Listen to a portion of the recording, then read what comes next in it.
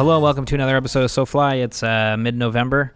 We're back in the studio. My name is Mitch. We've got Yilma. Hey, everybody. We've got Aldo. Hey, everybody.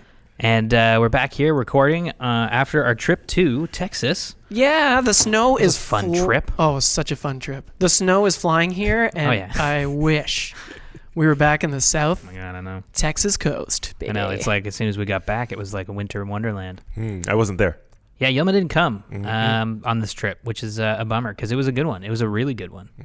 We got to finally fish redfish for the first time. It was sick. Bucket list for oh my God, yeah. Bucket list species for me for sure. Oh, same, man. Yeah. Yilma, you would have loved it. You would have loved it. It was cool. I mean, we'll go back for sure because Texas, the red fishing is amazing, and then all the way along the coast there is really, really good. We actually got invited on this trip by a fan of the show, someone that listened to the show, Matt Dodson, and he heard me say that I wanted to catch a redfish one day when he was in Texas, and he's like, "Oh, we gotta have these guys down," and that's actually how it all came to happen. Yeah, Matt is first of all, he's an awesome dude, but he's a guide and is based out of Ennis, Montana, actually. Yeah. But he's originally from Texas and spends his Novembers guiding for redfish. Yeah. Yeah, so he trades in the drift boat for a flats boat and operates out of Blue Lagoon Lodge, which is where we stayed. Yeah, you would have loved him, Yilma. He was a super cool dude. Oh, well, Matt, next time. Yeah, and we're going to go Joe. fishing. And Joe, too. Joe is fucking sweet, too. Joe owns Blue Lagoon Lodge and had us down there for the weekend. We were there and hosted us in his house. But you'd love both those guys. And we'll definitely get to meet him. You'll get to meet him for sure. Oh, yeah. I want to go back there for sure. Well, you guys FaceTimed me, and he said hi to me, and I love that. Yeah, I FaceTimed Yilma from... Mitch and I were sharing a boat one day, and we FaceTimed Yilma from the flat. The marsh? The marsh. Yeah, the marsh, yeah. Yeah, I mean, like, it was cool because the landscape down there was, like, so foreign and different from what we're used to here, obviously.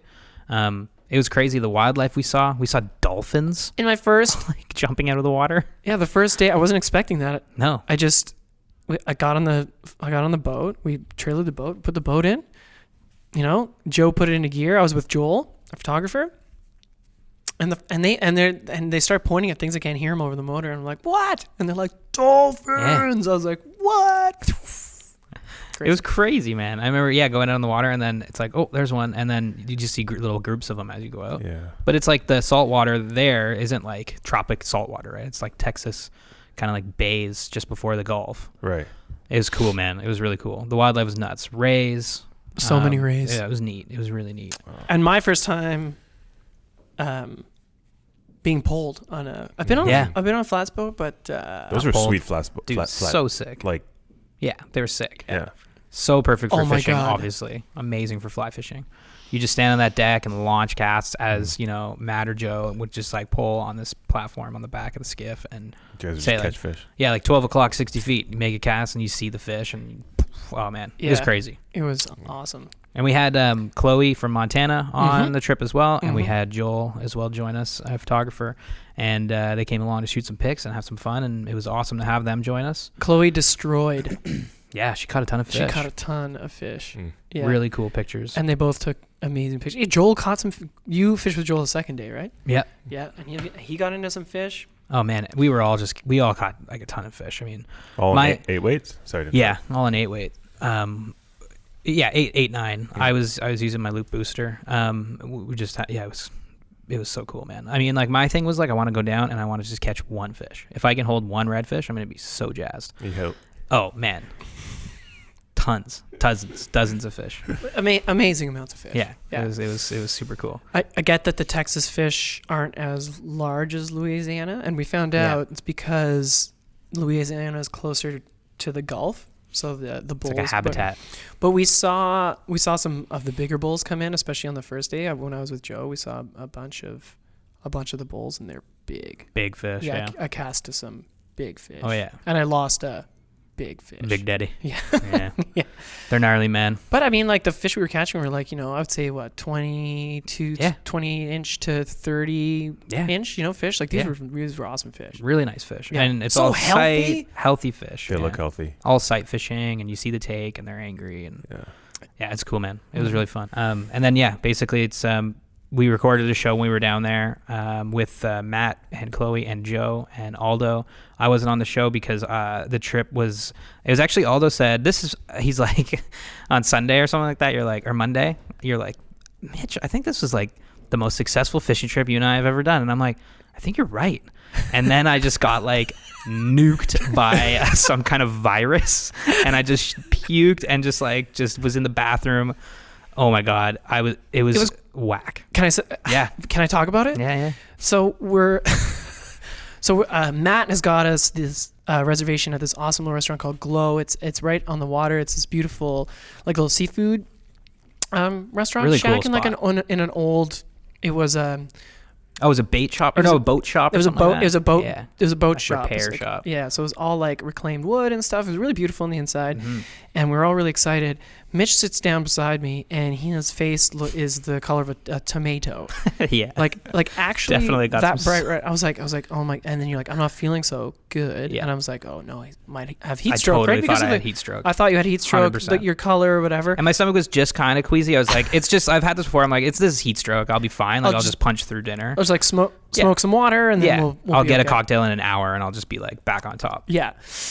So I wasn't too concerned, but then you went to the bathroom and you came back, and your face was now the color of my white iPhone. Yeah. So lost all color in his face. Oh, man. And he's like, I have to leave. It was at that moment when I was in the bathroom, and I was just like, my stomach, like my body just basically unfolded, and I was just like, this is not good. I'm like actually sick in Texas. I'm like, and we're leaving like that night basically. Yeah. Our plan was basically because our flight was at 5 a.m. Yeah.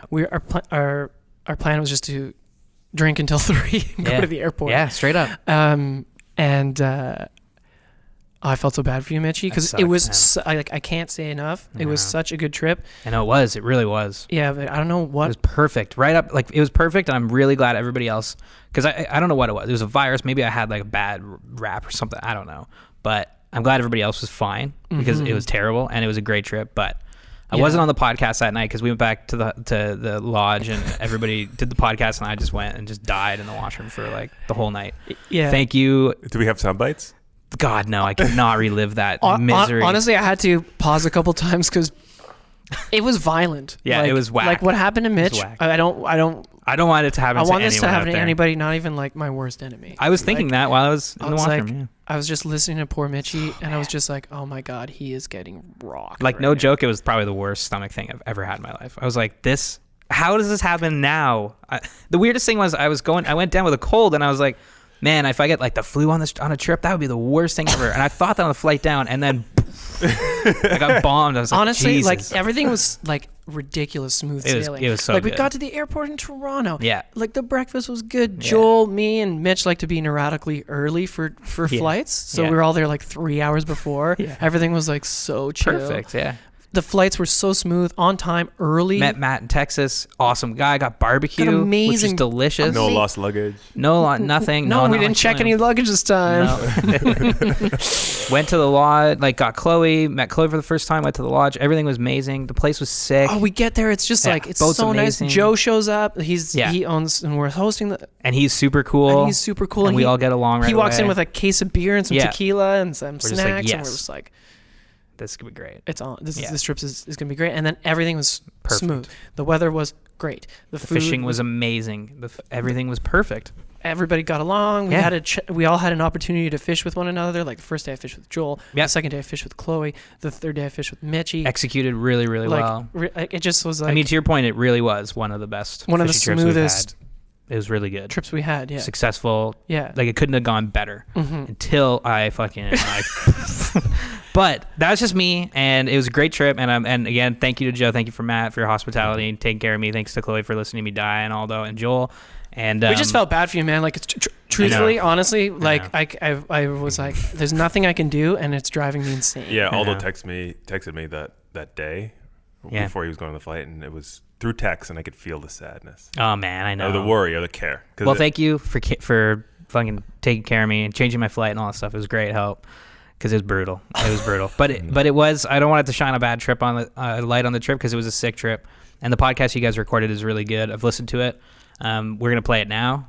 It's a great show. Yeah, well, thanks for letting me step in as host, Mitchie. Yeah, Chloe and you Second time. hosted basically Joel and Matt, and you guys talked about the trip. And Yeah, we talked about the trip and a little bit about Texas because obviously where they were, Joe had to rebuild the lodge because of the hurricane that went through the area 2 years ago, and basically devastated that. It was like something like you know how they're like, oh, the eye of the storm is oddly calm. Yeah. Well, apparently the eye of the storm of this storm had like tornadoes inside of it. Holy so it's like, here's a hurricane. Just kidding. Here's 15 tornadoes on top of a hurricane. I can't wait to hear about this. I mean, like, I'm sure it did something positive or negative for the wildlife, right? Like, well, it bounces back, right? Yeah. Succession, nature finds a way. But Jeff Goldblum. But so did Joe. So did the Joe. community. Joe's a strong-willed dude. Oh yeah, and I'm glad they did because to his point, we probably wouldn't have gone down if it wasn't for the rebuild and all that. So thanks, Joe, for awesome. One little quick note. Yeah. Rockport is beautiful. Yeah, Rockport's great. You fly into Corpus Christi, and we were lucky to have Matt pick us up, but you could rent a car and drive to Rockport within half an hour. Yeah. The drive is nice. It's along the coast. It's Rockport's like, you call it like a little vacation town. Yeah. It's on the ocean. Like, beautiful. Really nice. Palm trees, all that stuff. Yeah. Lot of people enjoying the outdoors for sure. Oh yeah. Hunters, a lot of hunters and anglers. Oh yeah. Amazing. Oh, and Joe talks about a pig we saw in this episode, and it was. You saw it. I didn't. Yeah, Joe and me and Joel saw this thing, and it was huge. It was so crazy to see that thing. Like a wild hog. Yeah, it was huge. It was huge. It was like the size of that cardboard. It was like a fridge on its side. It was crazy, man. Oh, anyway, and you saw a gator in the same place. Right on. Yeah, I was kind of sweating. I was like, man, I was thinking about you because I was like, man, Yilma would not be happy right now. Anyway, enjoy the podcast from our trip down to Texas, and thanks for listening. All right, we're going to take a quick second here to talk about something really special in downtown Toronto, a slice of heaven, if you will. It's packed full of fly fishing gear, tying materials, clothing, hats, bags, and more. Drift Outfitters Fly Shop at 199 Queen Street East in Toronto, Ontario is our SoFly official fly shop. Rob and the guys down at the shop have you covered for all your fly fishy needs, whether that means taking a trip to Northern Ontario or instead heading on a massive journey to the heart of Africa to fish tigerfish on the Zambezi. Drift Outfitters has got you covered. Stop by the shop at 199 Queen Street East in Toronto or visit them online at driftoutfitters.com to take advantage of their online store and free shipping on Canadian orders over $100.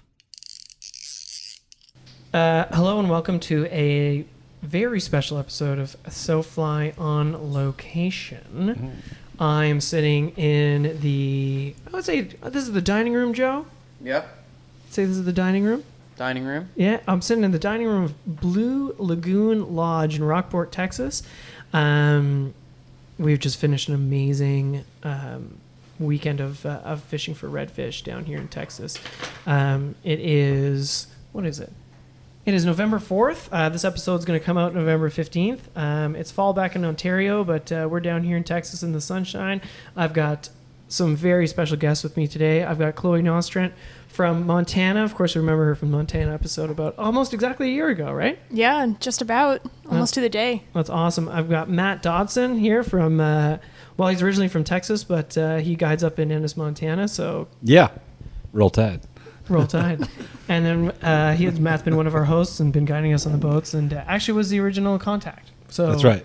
Thanks for reaching out, Matt. That's awesome. Mitch said something in an episode last year while I was down here in Rockport saying how he really wanted to catch a redfish. And I was like, dude, y'all need to come down to Rockport, make it happen. And we've just been in contact and super happy you guys were able to come down. Oh man, us too. It's awesome. And of course we got Joe. Joe owns Blue Lagoon Lodge, right? Yeah. That's you, Joe? That's me. Super stoked you guys made it out, by the way. This has been a lot of fun. Oh, awesome. Really had a good time. Thanks for having us, man. This place is rad.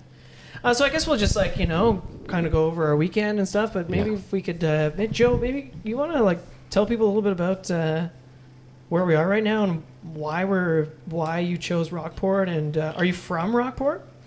No, I'm definitely not from Rockport. I was born in Miami, Florida, and then grew up all over the place. Dad was in the military. Spent most of my upbringing in Texas, South Texas, and Found my way to Rockport by total chance.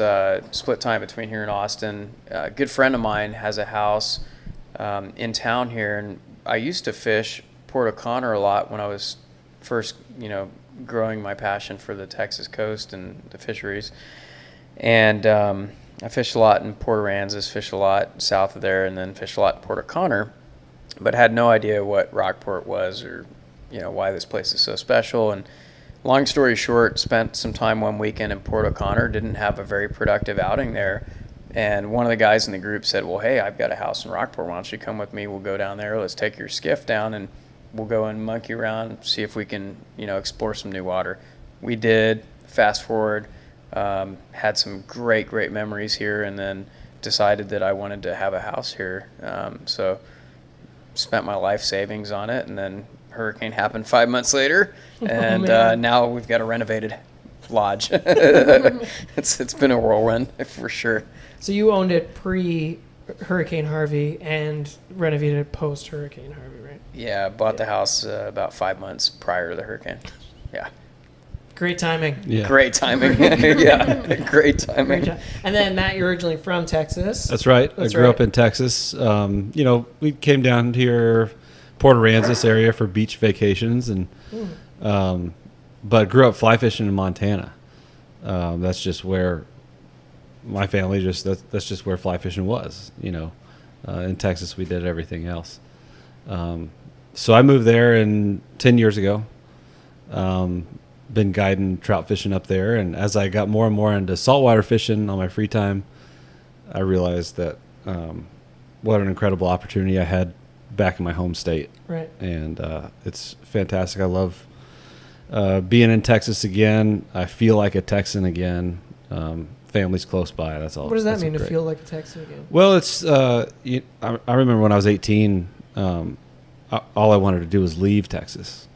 Right. And I think most people go through this, but the older you get, the more maybe home means to you, and the more I kind of embraced my Texas roots and where I grew up. And this state is huge in a lot of ways, and from one end to the other, it offers a ton of amazing outdoor fishing and hunting opportunities. Yeah, and, seriously. The coast down here is super unique. It's great. That's awesome. And Joe and Matt, how do you guys meet? We met through a mutual friend when I first came down here. Fished together over a year ago, and kind of hit it off, and just enjoy fishing with one another. Yeah. And yeah, that's. So you've been guiding for Joe and trying to get everything going on down here, right? Yeah, I run my own independent operation, and then Joe has a really great thing going down here with hosting groups that come down from all over, and he's nice enough to call me when he needs guides, and I'm quick to say yes, absolutely. Plus you guys have some pretty sweet boats. Yeah, we got some rad skiffs. Yeah, some rad skiffs. So yeah, for people trying to picture here, the house here, how many people can it sleep, Joe? There are 6 of us staying here now, which is very comfy. But you have an apartment downstairs, and you have the main floor, and yeah, it's quite comfortable. Yeah. Yeah, I think it depends on if there's couples and whatnot, right? Because some of the bedrooms have king or queen beds, So if there's people that are bunking up together, comfortable bunking up together in one bed, we can accommodate a lot more. But I think 6 is really kind of our sweet spot. I think that's very comfortable, and there's still space for guides to stay and stuff like that. So. Yeah, and there's also boat configuration, right? Generally speaking, you're putting 3 people on those boats, right? Mm-hmm. 2 anglers and a guide. Yep. So yeah, it's quite comfy. It's awesome. Yep. The largest groups that we've done are. I'm trying to think. In the spring, we had a group of 10 anglers that came out. Yep. So we ran 5 guide boats, and that was a lot of fun. We ended up using 2 adjacent houses. I've got great relationships with some of the neighbors here that allow us to use their homes during peak events like that, and that worked out really well. That's pretty sweet.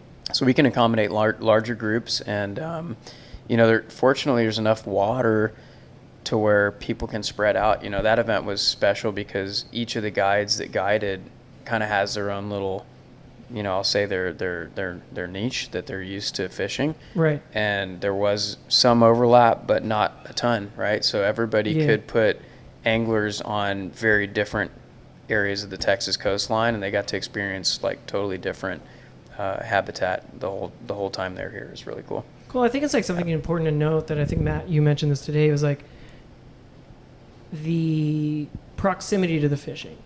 Right. Like, I think like you wake up here, I think the longest drive we had was like, what, maybe half an hour? But Yeah, not really. And you at can the even most. fish like right pretty much behind the house. I mean, you can literally Yeah. fish behind the house because Chloe stuck a sea trout That's right. while drinking a beer the Yeah. other night. Pretty I sweet, did. by the way. Yeah, thanks.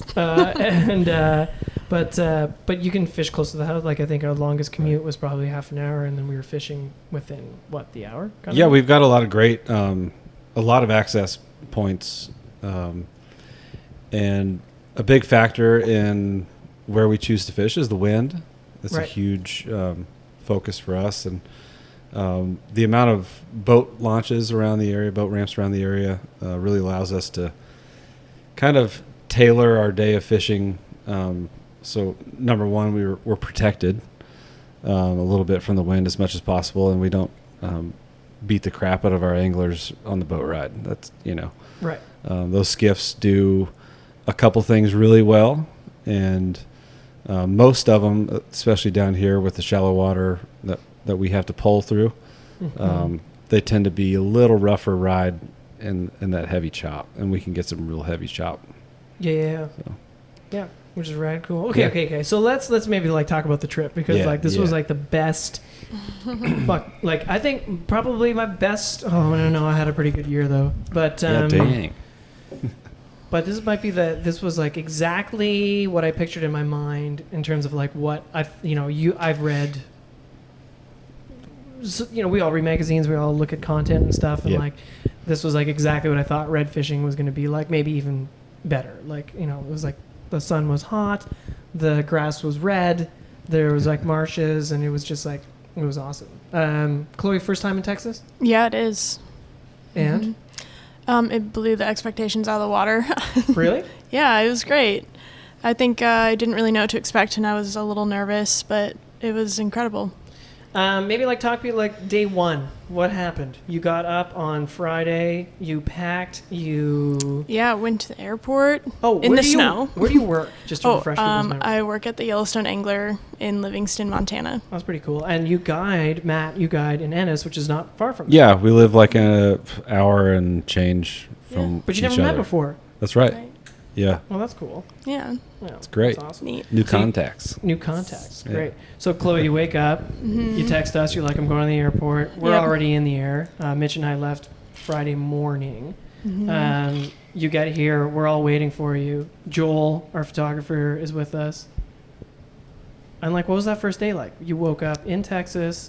We got the boats ready. What happened? Well, it was great because I also left like 10 degrees and snowing in Montana. And so it was really nice to come here and be warm. I was super nervous. I don't cast like heavier rods a lot. And so I was nervous about casting. I was nervous about seeing things. I was nervous about a lot of things. But I think once we landed the first fish, that like really went down. The nerves calmed down a lot. It was my first time on a skiff too. Really my first time saltwater fishing, so it was really neat. Sweet. Yeah. This was your first saltwater trip? Yeah. Oh shit! So Fantastic. Oh, I yeah, didn't know that. not a bad one. You did really well. Thanks. Yeah, first time saltwater fishing. Yeah. Yeah, just trying to like figure everything out and figure out how casting and sighting worked, and Matt did a great job, and so did Joe, Thanks. explaining where fish were and seeing them, and then You can see fish too, though. Oh, thanks. Not everybody can see fish. and Yes, you she see 'em can. well. And once you get the first fish, and I didn't trout set on it, that was like, oh fuck, thank God. Like, honestly, I did trout set on like the last one of the You do trip. muskie fish a lot, though. I do, but I've like sort of caught one muskie. So I trout set on a lot of them. Oh, okay. But yeah, it was incredible. The fish fight really well, and it's a beautiful scene too. So the whole thing, being able to see all of it happen right in front of you, is incredible. It's like a little nerve-wracking, but really fun. The first day I was with Joel, and it was crazy, man. Like, we got on the boats, and I was just like, I've been on a flats boat in Florida before, maybe not the most advanced of skiffs, you know, and then when you put it into gear, I was just like, this is exactly actually, I think Joel said that after we got to the flat. He turned around and was like, well, that's exactly as much fun as I thought it was going to be. We started peeling off across where were we, Joe? Like, that first day? What was it? What was that area I think called? we ran the Aransas Channel that morning, right? And we saw dolphins, and there was, that was the first thing. You guys were spotting dolphins, and I couldn't see them, and I was like, I felt crazy. I was just, you're like, they're everywhere. And I'm like, I can't see what? And then I started seeing porpoising dolphins, and I was like, I wasn't expecting to see porpoising dolphins on the first day in Texas, or in Texas at all. And like you said, you're running the Port Aransas Channel, so you've got these, it's really crazy, it just juxtaposition of humanity, man, and nature kind of thing, because you've got these three, I guess you could say, decommissioned oil rigs, right? Mm-hmm. And you're running this channel, and that's the background, and then all of a sudden there's these porpoising dolphins and birds everywhere. Oh yeah, and it was the start of ducks hunting season. Yep. Yeah, we might have got flies shot at. It dies. If it flies, it dies. So there's fan boats running. It's fan boat. Fun havers. Fun having fan boat people. Right. Tower boats running. There's shotgun blasts going off as we pulled into the first bay, and I'm just like, this is all quite surreal. I think I stuck the first fish I caught. I was reeling it in, and a guy was massacring some ducks. I'll never forget that moment, because that's a first for me, and it might be the only time it ever happens. But I remember you sticking your first redfish, and I looked up and saw a duck falling out of the sky. I've never seen that before. I was like, okay, roll tide, I guess. Yeah. Roll tide. Roll tide. Roll tide. Yeah, but that was the first day. The first day was we just come off a cold front, right? We did. Yeah. So maybe we would talk about it a little bit, what does that do to the fishing? What is a cold front bad? Is it good? Is it? You get barometric pressure changes, and wind direction changes, and the water level changes, and the water salinity changes that come with. I mean, there's just everything changes with the strong northern like we had that day, where we were getting 40 knot winds the day before you guys got here, which is, that's pretty intense, right? So that does a lot to the fishery. It changes every dynamic that we think about every day we go out on the water. Right. And the good part about what happened right before y'all got here was that, we were dealing with flood tide conditions that we've had for a little bit of time now that have they kind of drive any of us guides out here crazy. Gives the fish a lot more area to kind of scatter. And, that northern really knocked the water levels down a lot. And it also sent them into sort of that, fall feeding frenzy. There's always been this rule of thumb that as long as I've fished the Texas coast, that, you start to get that first, second, third cold front in the fall.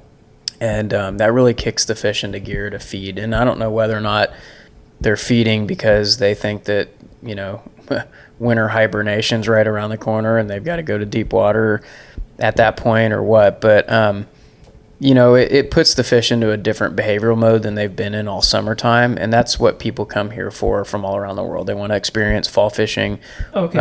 It's very unique. And would you say this is the more ideal time to come down here? It's in my opinion, or one of the peak season, I guess I should say. This is the peak season. I really like late spring as well for a number of reasons. But I think that right now it's hard to beat, and you guys got it at its peak. Yeah. Yeah, I think we got pretty lucky. So yeah, day one, it was kind of cool because we were having two boats. We definitely fished. We launched at the same place. Actually, we didn't. First day we split up. Yeah. Yep. Yeah, the wind was howling pretty good out of the north. Yeah. and the tide dropped out, so that kind of reduces the choices of areas to fish, and Joe and I each have, our spots on those certain conditions, and it can be tough fishing after a big norther. Yeah. So So where did you guys fish? yeah, we went north of Rockport, launched out of Goose Island and fished up there. Goose Island. There's some nice big oak shorelines, treed shorelines, and we were fortunate to be able to hide a little bit from that wind because it was pretty stout. I remember we came out of the bulkhead out of the boat ramp, and as soon as I gave it a little gas, I just drenched Mitch. And like just all right in the face. I look down at him. He's like a drowned rat. I'm like, oh, sorry, dude. And it's kind of cold, It was cold that Yeah, first day. it was. I was wearing my bibs and Gore-Tex and head to toe. I was bundled up for sure. Yeah. And then it was kind of cool. I really enjoyed. It was neat splitting up and seeing the two different experiences of the day, and then being able to come back here in such a cozy environment and just talking it over and chatting and stuff. And yeah, it was pretty cold the first day with Joe and Joel, and we were seeing a ton of fish. Right, Joe? A ton of big fish. There was a lot of fish. I wish they were a little more aggressive that day. Yeah. They wouldn't eat, but we saw a I lot. saw a lot of fish. I mean, But you made it work. You made it work. You persevered. Yeah. I thought it was cool too. I saw the spoonbill, pink bird. Roseate spoonbill. That was pretty cool. My favorite bird. Tons of rays and stuff. It's just such a lively ecosystem. So yeah, that was cool. Day one was cold, slower for you, Chloe. Yeah, a little bit slower. I mean, compared to the second day. Yeah, the second day was magic. Yeah, we still put I don't know, a dozen fish. Yeah, we still had a ton of fish. It was good. So it was great. Jesus Christ, I had two. No big deal. Yeah. Chloe, I think was top rod. This easily. Yeah. That's a big assumption. I don't know. She put on a clinic. Yeah, she did put on a clinic. Yeah. Yep. I don't know what agree you're with that. nervous about because fuck. Yeah. I think it's your new thing. I think it is. Yeah. Yeah. It's Yeah. like Where you I think the next, redfish like you, Chloe. Texas think- likes you. That's, it's just like that Lyle Lovett song. Texas wants me anyway. That's right. Roll Tide? Yeah. So at the end of the day, when I did something cool, but then I found out Chloe did it anyway, was I caught a flounder on the fly, which was a first for you, right, Joe?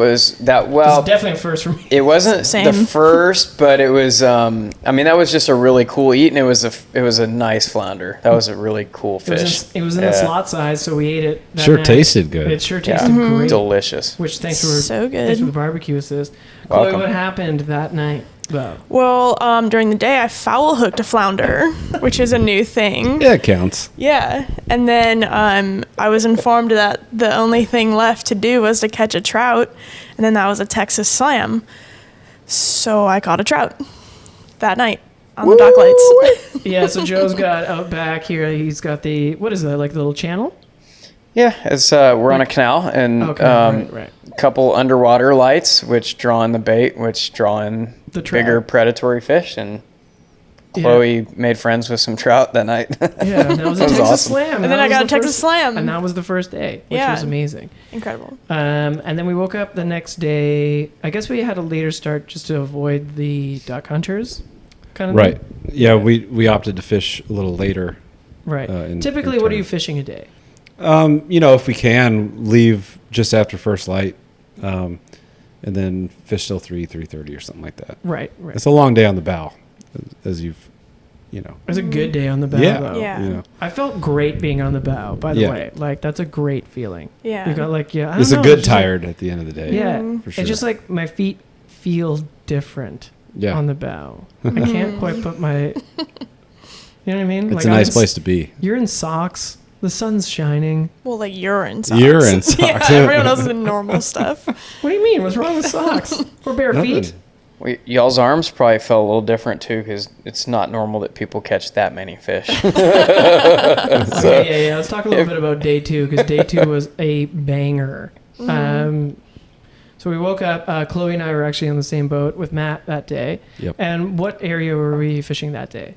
So we Without giving launched. any I launched secrets out of away. the same place as we did the first day, Okay. and we started the day in sort of some of the same type of water. Right. I guess I should mention the first day when I was with Joe, we were in like thick mangroves, Yeah. and there were like oyster beds, and the water was quite stained, I would say. That's safe to say, Joe? Certain areas were stained. We were fishing some mud, and then other areas were, grass, clear water, all that. It was so cool, like going through all those little channels and stuff, and every corner you turned, you're like, oh shit, there's a fish here. It seemed anyway, yeah. So the second day we roll up on. So yeah, we were up north where it's a little more marshy, I would say. Yeah. You know, there's several freshwater creeks that dump into that bay. So we fished there while the north wind was still blowing, and yesterday it started to turn to the east a little bit, which made some stuff over in the back lakes near the barrier islands, more fishable. So we headed out there, and I think, from the first First fish we cast. saw, which actually ended up being like 12 fish. They were like crawling over each other, tailing a little bit. It was awesome. There were birds like with them, like Yeah. everything was happening there. Chloe was able to put one right in them, and boom, first cast, first fish, and that just kind of set started the our day. tone of the day. Yeah, Yeah. we it was awesome. Like that was the Yeah. first tailing fish I'd Yeah. seen, and it's so cool seeing that little black dot Yeah. on their tail. Yeah, Like you're just like waving oh, like a man. flag. Like that gets your heart pounding. Yeah, I think everywhere we went, we were in fish, Yep. and pretty agreeable fish. Matt, you even got to get out and wade. Yeah, I got out and went 30 yards from the boat and Yeah, well, me and Chloe were having a stuck a little celebratory fish. beer. Yeah, that was great. Yeah, it was awesome. Yeah, That was great. that's always a bonus. Yeah, day 2 went off. Yeah, Safe to say. It really for did. sure. Joe, you saw a gator and a boar that day? Yeah, we started the morning in a cove with a gator that was probably the better part of 12 or 13 feet long. Just, in a real elusive way, he would sit there and look at us for a little while and then disappear, and then sit there and look at us in a different spot and then That's disappear. terrifying. And I think, it was fun because I think Mitch and Joel just were kind of on edge a little bit, and it kept them on their toes. But, to see the gator working and finally realize, there was actually a bird in there that he was preying on. Right. Not us, thankfully. And then, we saw this wild hog that was in there that to me was the better part of as big as any bear that I ever saw in Colorado. Crazy. And the guys I wish I were would've- just, I wish I would have seen that. it was insane. I mean, this was a big male hog that was literally moving large trees and shrubs as he was moving through them. And I think Mitch described it as a fridge on its side. for sure. I mean, and just to see wildlife like that when you're in an area that, just feels so remote, it's special. And I think the guys really enjoyed that, and that started the day off. And, we started on high alert because of that, and then the fish followed, and it just didn't stop. It was awesome, just like y'all's outing. I mean, Really happy, agreeable fish that day. Big time. I hate talking about numbers, but Jesus Christ, I think we boated a lot. ton A of lot. fish. A lot. Yeah, it was silly. It was a lot. silly. It was silly. Like Chloe didn't miss. Chloe didn't. Yeah. Yeah, Batted she might have 1,000. had to throw like 2 casts at a fish here or there, but like the fish that she targeted, like got to the boat. Yeah. It got to the point where Chloe and I were trading every third fish Yeah, because every second fish was too quick. right. Yeah, You got a big one. Yeah, I did. yeah, real big, Real big. That was a good fish. big. It was also just nice getting a fish with you again, Chloe. That was great. That was super fun. Trout and redfish. Trout and and whitefish. A year apart. It was Yeah. super fun. Yeah. I think that day for me was really cool because I was in a completely different environment than the first day, which was like, Yeah. would you say that was like more, well, I mean, we're off the mangroves. Totally different environment. Yeah. They fish very different.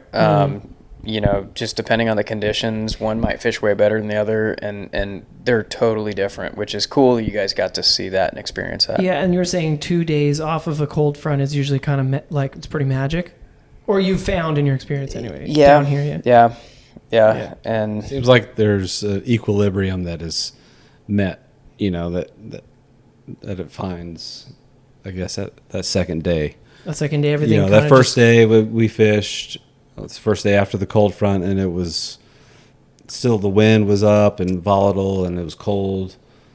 We had good fishing.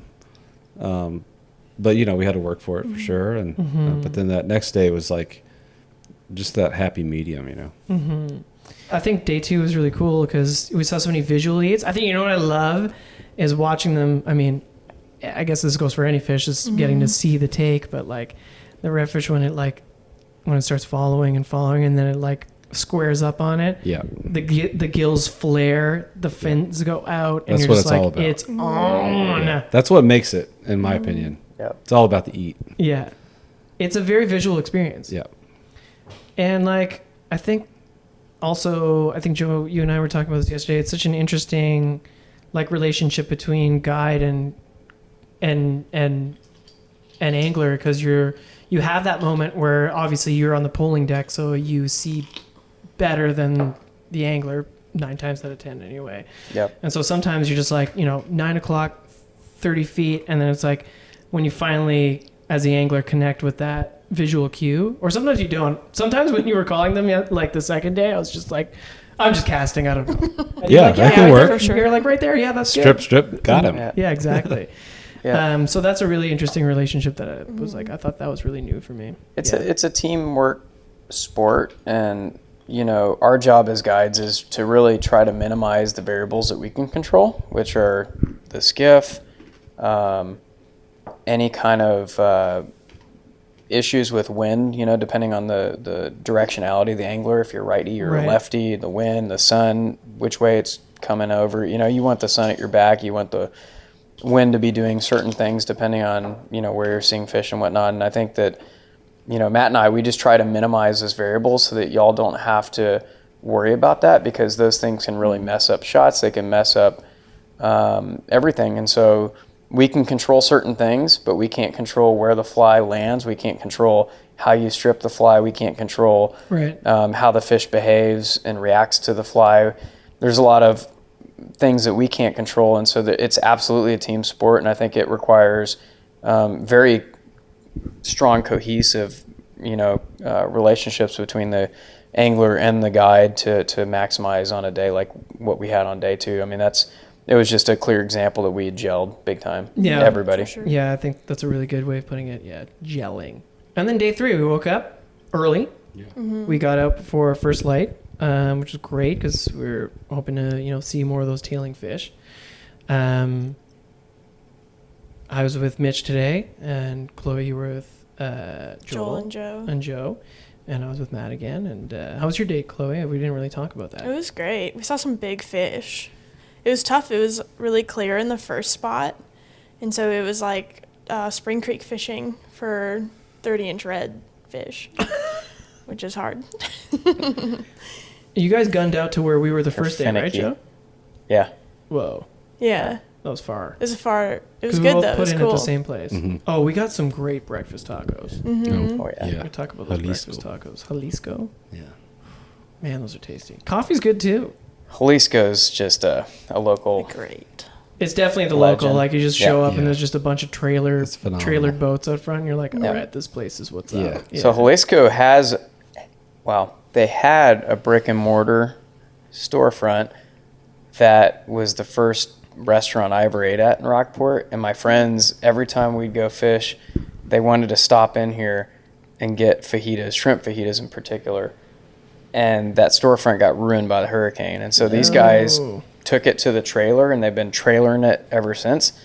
And I was real excited to see the other day, if you drive by, on 35 and look off to your right as you're heading towards HEB, there's Jalisco, and their storefront's about to be back in action, which is going to be Nice. Wow, super that's good. badass. I mean, this is probably a good Excellent time food. to talk about Hurricane Harvey. Like, Matt, you I wasn't here. You weren't here, but it almost it kind of dissuaded you from. Yeah, my wife and I were planning on being here a few weeks later, Right. and Man. and we just figured, we'd wait.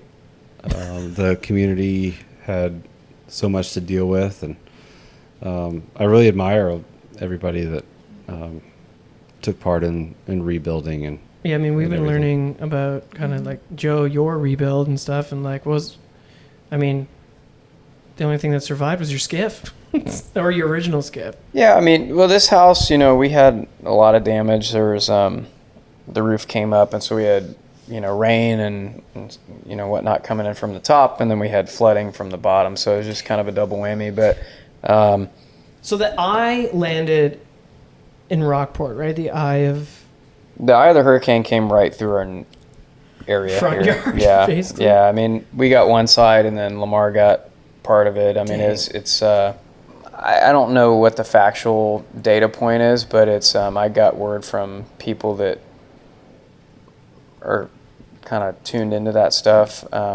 locally that there was like somewhere around the order of 35 tornadoes in the eye of the hurricane. As if a hurricane And- isn't bad enough. Yeah, I mean, it's a shitstorm, right? It's Yeah. when that kind of thing rolls through. I heard also just interesting stories about how all the water got sucked out of Copano Bay, and then And we were fishing Copano Bay today, right? oh sure, yeah, we were in there for a little period of time. Okay. We didn't really fish Copano much, but Okay. That's wild, though. but yeah, to see, I can only imagine, but to see that volume of water disappear and then to just come back in the form of a storm surge, it's pretty spectacular, Mm-hmm. But yeah, had it not been for that, chances are maybe we wouldn't all be sitting in the same room here, and The resilience might of the not community be. is wild. It's, Yeah. call it a blessing in disguise, right? The resilience of the community is awesome. Like, I mean, I've been to Florida a couple times and like seen hurricane damage there, but yeah, I mean, like this community's clearly bounced back from something that's pretty awful. I watch a lot of football, seeing everything that happened in Houston and having landed in Houston and connected to Corpus Christi.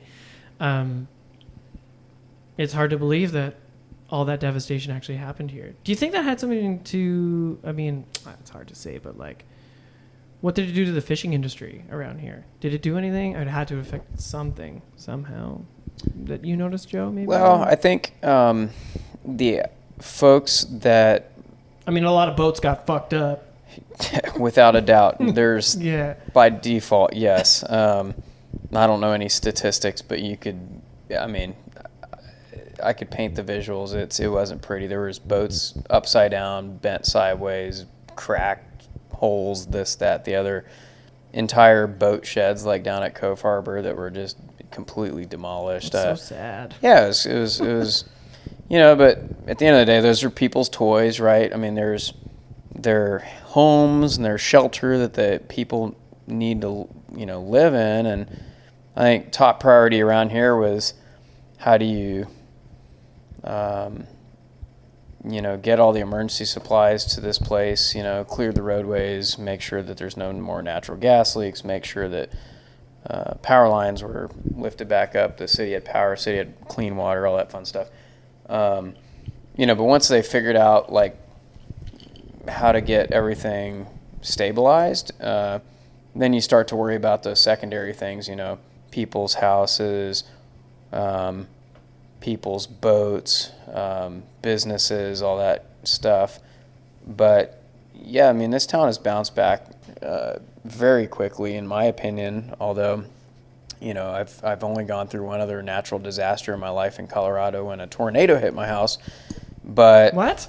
yeah, that's a whole different beer topic. You've lived through a tornado and a hurricane? Yeah, I was in the basement when And the the tornado hit my house. What? Yeah, that was a shit show. So this is number 2. The third one is I'm going to get struck by lightning, so it's good knowing you guys. Damn. No, a but tornado and a hurricane in the same lifetime. But, I mean, these things happen, and I think they're a good reminder that, all those material items can be replaced, right? And my heart goes out to the guys in the Bahamas right now. What Dorian did to certain areas of the Bahamas is unlike anything I've ever seen before from a natural disaster. I mean, it's just gut-wrenching. And those people, a lot of them, they don't have the financial wherewithal to bounce back as quickly. So, I think they need other people's help. So that's my little plug. Having gone through something like this and having had a lot of help from friends and family and stuff to get our homestead kind of put back together out here and be able to even convert it into what it is now with this fly fishing lodge. And it's beautiful, man. Thank you. Looks great. It's been a hell of a lot of work. Looks great. There's so much room. They're you can cook here. You're close to restaurants. The sun sets behind the house. No, the sun rises behind the house. Yeah. And it's morning glow. Morning glow. Oh, the light. Speaking of glow, that dinner was good. That dinner was. We had good dinner. Pedro's. Oh yeah. Oh, it was delicious. Oh yeah, those jalapeno margaritas. Black drum, queso. So fresh. Oh yeah, the seafood's so fresh. Man. Okay, so day 3, we wake up. It's super early. Tougher fishing today, right?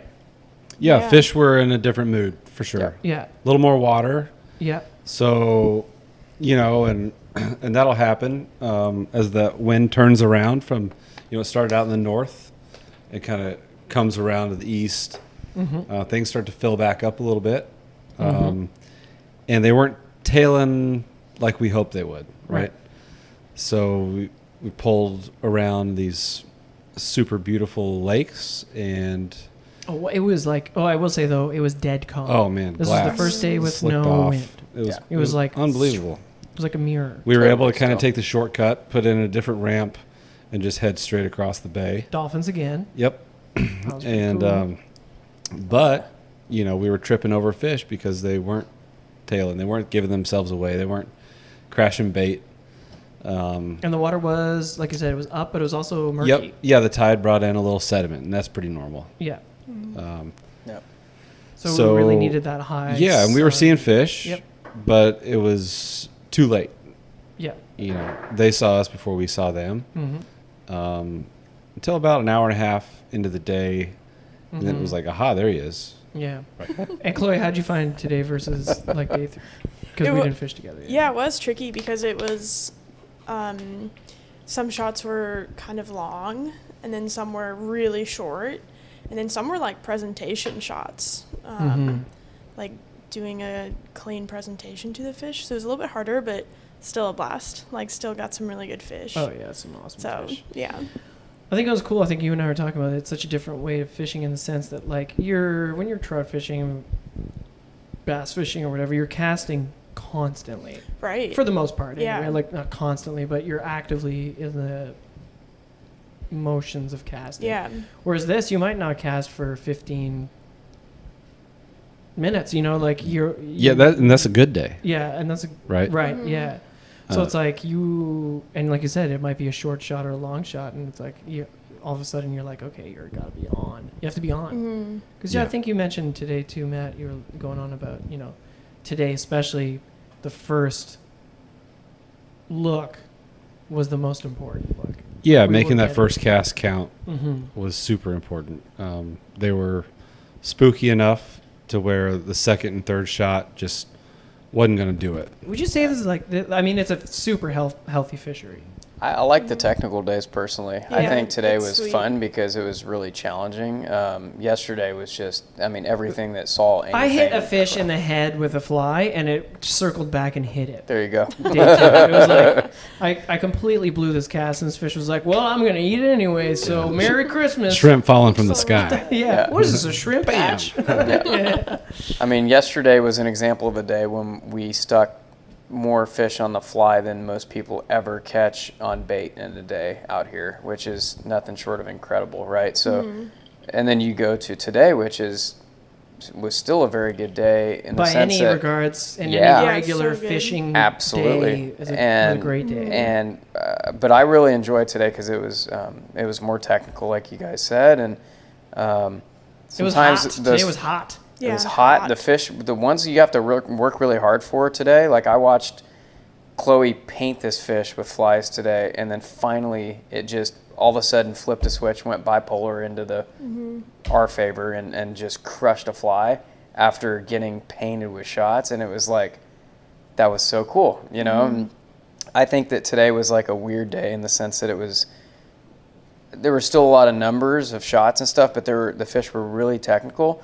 And like you said, you know, leader down to 12-pound, you know, tippet section. And that, like to Matt's point, I mean, that first shot is mission critical. And then one thing that I know Chloe was doing today that really started working was taking fewer false casts, you know, like getting those single pickup and single laydowns onto fish. I don't know, we started connecting with them, and it was like the day just started to come together. But they were a lot more technical, and they were a lot more fun, in my opinion. I think those are the ones you learn from, and we get better as guides. Y'all get better everybody gets better as a team. It's just awesome. Yeah, Cool. Today was Definitely. fun. For like people like, I mean, now that I've got a redfish trip under my belt, but for like people like packing for a redfish or like in prep for redfish, what would you tell them to do? I'm hanging out in Toronto, Ontario, let's say, and you're coming down to Texas to fish. Like, what are we expecting here? Like, what are we bringing? Yeah, in general, Because I have now. You got the setup. I think I got it figured out. Yeah. But yeah, what would you? Oh, Tell you got it people figured out. In general, you know, a 9-foot 8-weight rod. Yeah. And I fish a bonefish line. There's a couple of companies out there making our redfish line. Yep.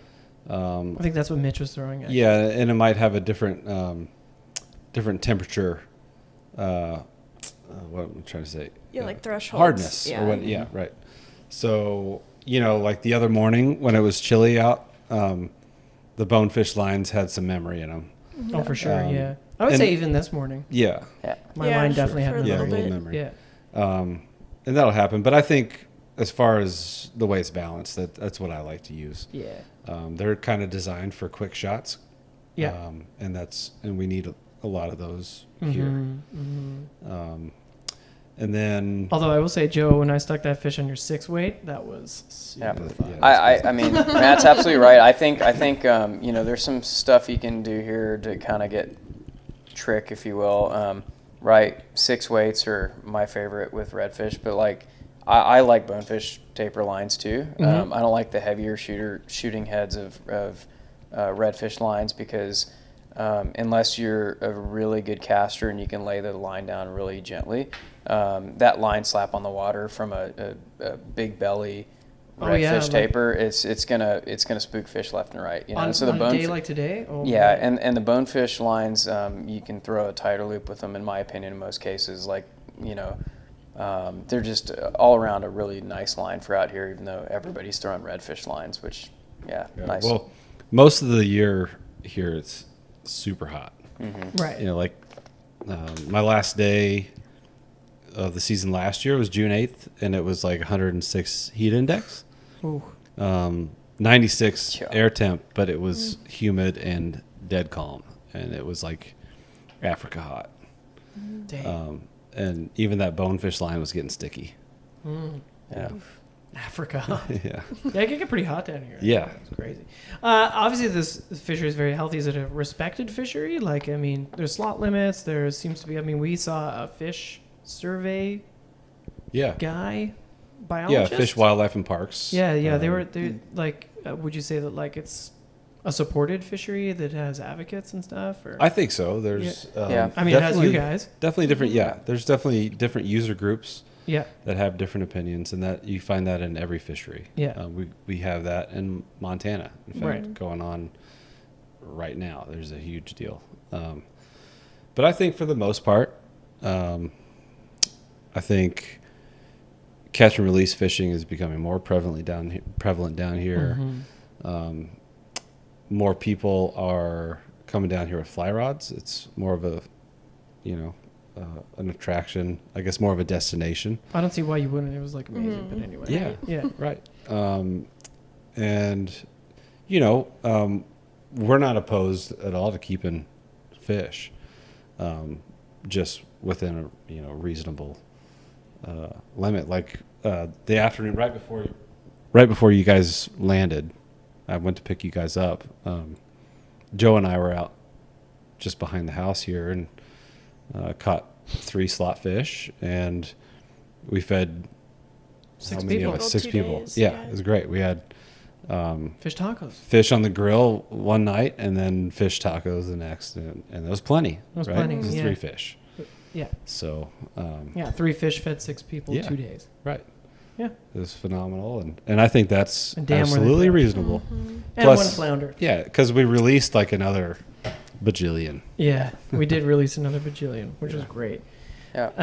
But I think to answer your question, I Yeah. think the fishery is really healthy, all things considered. I mean, God, we saw so many fish. I mean, just saw so much life. Yeah. Yeah. Saw so much life. Yeah. Like rays, dolphins. Chloe caught a crab at one point. That was pretty funny. That was funny. That was pretty funny. What were those cow-nosed rays as well? Cow nose rays. I mean, you guys saw the full gamut, right? It really was did. Like whooping crocs cranes and ducks and you name it, other bird species the and whooping cranes were really crocodile and or not crocodile, sorry, alligator. Yeah. Wrong place. We really saw it all. Yeah. If we start getting crocodiles here, then I'm not gonna wait anymore. But anyway, yeah. But I mean, golly, yeah, all the different fish species you guys saw. Yeah, it was a pretty, I'd say, a good example of all the diverse and rich, wildlife man. that we've got here. I'm Yeah. gonna say I'm probably gonna come back to Texas. Yeah, same. Good. Yeah. You should. I will. You should. Well, definitely. I'm gonna ask this question, everybody. What is your favorite part about fishing in Texas? Like, why Rockport? Like, what? I have my answer. Right. Like, I know why I like it so much. But yeah, what's like, Matt? What's like, you're from here-ish, Yeah, I'm a Texan. and like, what? And I love the fact that this area in particular is so accessible. You can get a world-class flats fishing experience without having to go to Belize or the Bahamas or the Seychelles or any of these other destinations that might take you a week or so of time and much more planning and money involved. It's a super affordable place to come down. We've got hotels and VRBOs and the lodge, and I mean, Yeah, Mitchell and I were saying this today. Like, it's like perfect for definitely for Ontarians, because like, if you're talking about traveling to fish, like, fucking salmon's closed Right. in the East Coast. You could go do steelhead in the West Coast for sure, of course. yeah, It's kind of like you're gonna travel for trout. That's kind of over. yeah. There's nothing really happening in Ontario, really. Right. I mean, you guys Like, you y'all like- came from about as far as anyone does here. It was a hop, And was skip, and a it? jump. Yeah. Was it? You can do a convenient long or- weekend. yeah. You could do a week. You'd be That's right. happy. Yeah. Which is awesome. I think that's really a plus to this area. I also like we talked about earlier, the different environments that you find fish in here. Yeah. I really like fishing shallow water, and we've got a lot of that. And It's crazy how shallow the skiffs can run. yeah, Like you, Right. you guys pulled into some crazy. Joe, that first day I felt so bad, man. You were pulling so hard. I was like, "Fuck!" I was like, "We don't have to work this." We had a little bit of wind. You're just pulling straight in the wind, and you're like 20 feet. I'm like, okay, here we go. And spook a fish. You're like, that's okay. I'm like, fuck. I'm like, So Don't feel bad for me pulling into that wind. You're the ones that have to cast into it, you know. Oh man, don't worry about that, man. I was like, fuck. If I spook another fish, I'm gonna kill myself. I'll just jump on a ray. You guys, y'all did great. Y'all did great. Yeah. The wind is a weird one for us here. You know, we have a love-hate relationship with the wind on, especially the central Mostly Texas coastline. hate. Mostly hate. Yeah, exactly.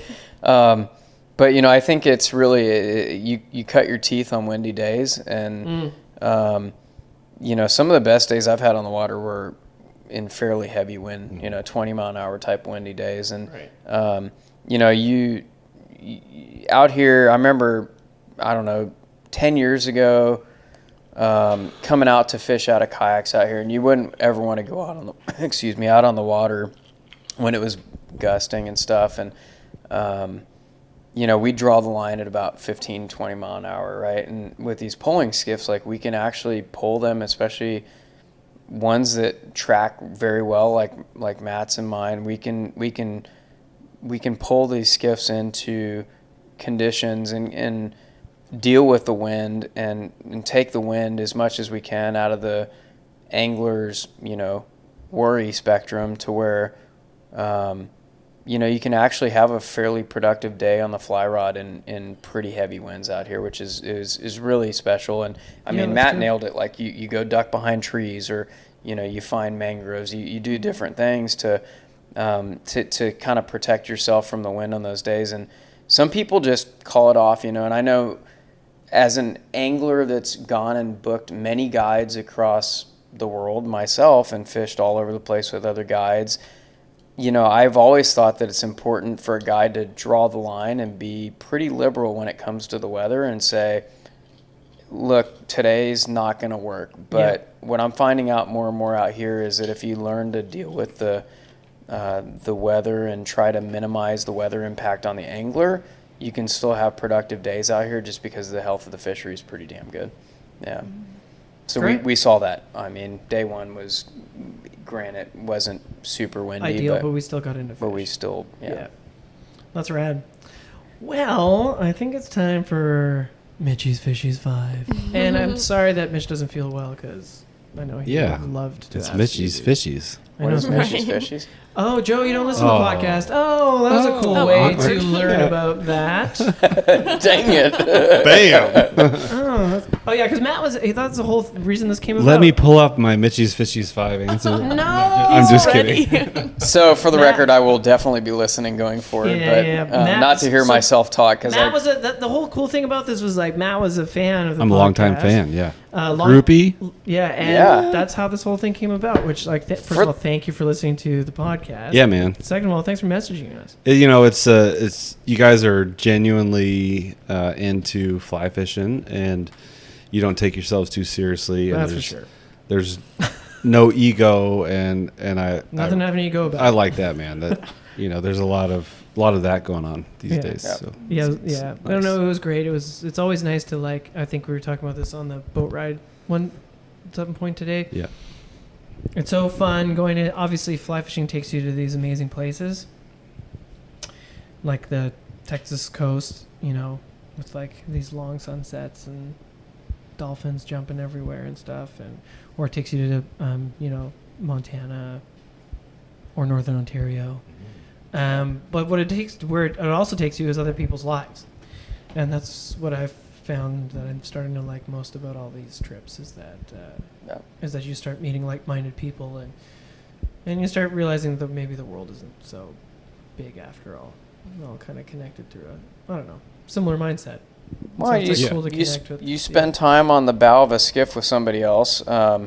You're connected. It's even more extreme when it's 2, but I know we did 3 on the boat. Like, you become you by force almost, you become very good friends over that day, or you become horrible enemies, which is also possible. There's no running away from each other. That's right. Sure. You're out in some remote environment, and it actually, I think, is one of the best opportunities to bond with people you can imagine. And you're not going to ever build relationships like you can build on a skiff, in an office, or at a movie theater, at a bar, restaurant, anything like that.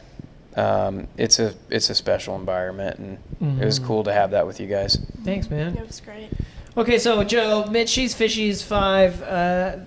So what is this? It's a segment, and we always end the show with this segment, and it's that we ask all of our guests this, and it's the same 5 questions. And I think, Chloe, when I asked you these in Montana, I fucked them up.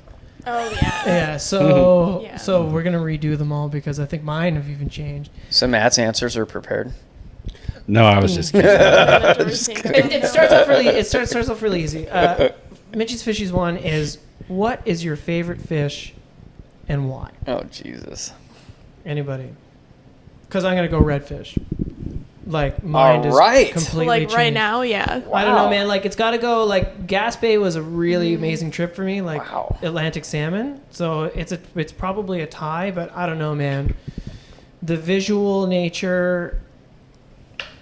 Yeah. Although I did see an Atlantic salmon eat my fly, but the visual nature of the way you have to fish here, and seeing them take, and then seeing them like the take, the run, how stealthy you have to be, the approach and everything. I think for me, like, I might have to change. This is the only one I'm gonna answer, because I think might change my answer to redfish, because it really was exactly as fun and amazing as I thought it was gonna be. Plus 10.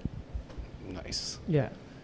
I think my favorite fish is probably a tie. I think redfish and bonefish, because of the similarities. Super shallow water, just like you said, visual, the fish tail.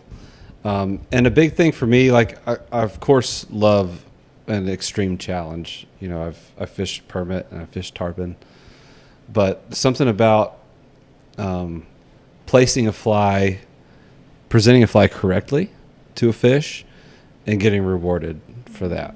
Yeah. And granted, today we had a few scenarios where like, what the hell did I do? What I do wrong? Well, nothing. It was just the fish. But typically, I think a bonefish and a redfish are agreeable, and I think a redfish is the ideal fish for a fly rod. I really do. Chloe, any updates to your answer? I think my last one was like the Yellowstone cutthroat. Yeah.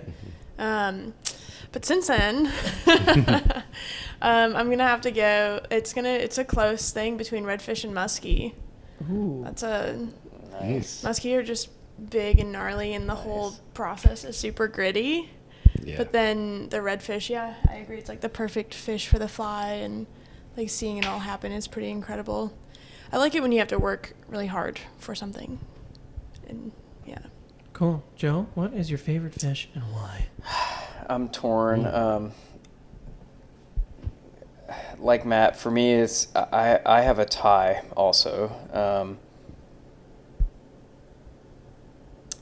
I grew up largemouth fishing my entire childhood Yes. in Florida, There you go. Yes. and I love Yes. largemouth on a fly. And I'm like a those Floridian largemouth are crazy. yeah, and my entire childhood, I never threw flies at largemouth. I had a great uncle that used to come to my grandparents' pond, and the story was, he would come and throw the fly rod at these largemouth, and he'd stick double-digit largemouth on the fly. Not double-digit as in count, but 10+ pound largemouth on the fly rod, and so I'm kind of like very quickly clinging to that later in my life, because I've done so much largemouth fishing on conventional tackle, and the fly rod is so cool for those fish. But it's between that and Texas redfish, and I say Texas redfish because we have our own unique species of redfish in Texas. I'm very biased. I've spent a lot of time in Louisiana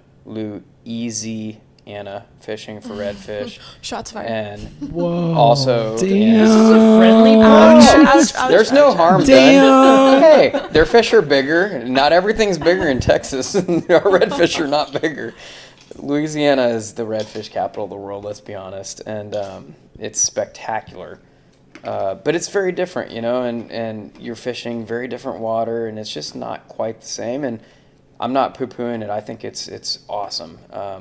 And I'm going to go there at the end of this month with my dad. We're going to have a lot of fun targeting bull redfish with a friend of mine that guides out there.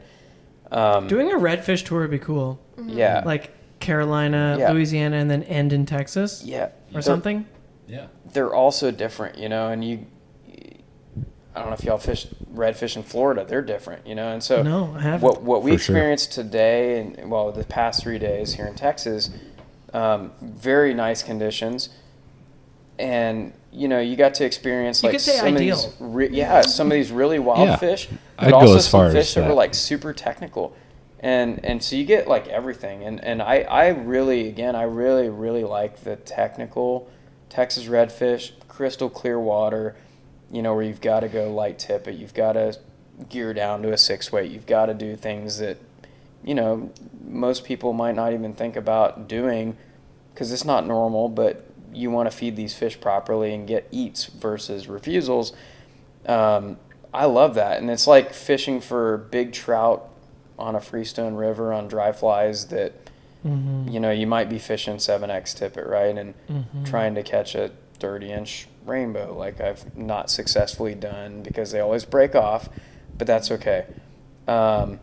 Those kind of situations are akin to this for me, and it's awesome. And so I don't know, it's a tie. I like bass and I like redfish. Yeah. Cool. Or just all saying redfish because like we're here. Yeah. No, but it really is that amazing. It's exactly as amazing as I thought it was going to be. It was definitely a species that I've always liked. Yeah, it's just pure fun. It's just fun. It's just good fun. Yeah, that's a good best way of putting it. I think Mitch, like we broke for lunch the second day, and like we had lunch together on the boats, and we were all just chilling out. And Mitch is like, I'm sitting here in my little fleece leggings, and the sun's shining, and he's like, it's just fun. Yeah, it's just fun, and it is. It's fun. Right. You see that take? It's super fun. Okay, Mitchie's fishies too. If you could fish anywhere in the world right now, provided, of course, the conditions were like the best they could possibly be, where would you go and why? And it could be a place you've been to before or a bucket list type thing. But yeah, where would you fish if you could fish anywhere right now? Who wants it? Anybody? I'll go. Okay, yeah. I've got a soft place in my heart for the Bahamas. Okay. There's places I've been, places I still want to go. The Bahamas is huge from one side to the other. And I just love the people there. I love the fish. And yeah, I could go there on every fishing trip. I would really like to go fly fishing at an island that I grew up on for part of my childhood, which is Okinawa, Japan. And Cool. I've now realized there are one, if not several, fly fishing guides in Okinawa, Japan, and that's a definite bucket list for me. They target some really cool species there in Okinawa? Okinawa. What do they target? Oh God, this could rabbit hole really quick. Yeah, here. no, they have a lot of. I mean, it's an island out in the Pacific, right? So you get different types of trevally. You get triggerfish. There's a lot of very unique. I would like species. to go eat in Okinawa. Oh yeah, Anthony Bourdain's episode on Okinawa was amazing. Yeah. Oh, I need to watch the that. food there It's is like a whole different culture it's awesome. Yeah. than mainland Japan, right? Yeah. It's a whole different. It's a unique. They pride themselves as being Okinawans. Yeah. Exactly. Yep. Chloe? It's hard to answer this question when you're on a fly fishing trip, Oh, also a You good know. point. Yeah. but Sorry. it's okay. I don't want to be here. Yeah. I think I'd like to go back to Lac Seul in northern Ontario What? and go for those muskie, Hey! the big ones. But also like billfish keep popping up on my YouTube feed somehow, so I'd like to go for billfish somewhere at some point too. Billfish. Yeah. Dang. Dang. Okay, Mitch's Fishies 3. As we start slipping into the more existential questions, what is your best fishing memory? This doesn't have to be your biggest fish, although it could be, but what's just your best fishing memory? Whoever it feels like. I'll just go first again. Best Okay. fishing memory. Your best fishing memory. Holy Yeah. crap! I know, there's a lot. This might need a new drink. Hands down. Oh, I mean, yeah. Yeah, drink it up.